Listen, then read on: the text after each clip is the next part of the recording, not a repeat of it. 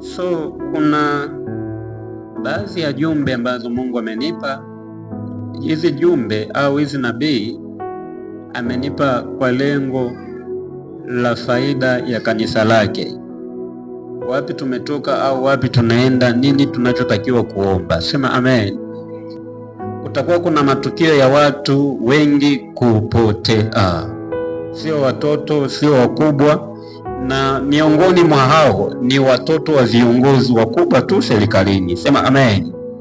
Kwa hiyo tunatakiwa kuomba kwa habari ya usalama wa Tanzania. Kila mahali kuna hofu kubwa inatanda, na vikundi vya ugaidi na uasi vyenye nguvu, vyenye mafunzo vitaenda kuleta hofu kubwa na mauaji makubwa, hasa kwa viongozi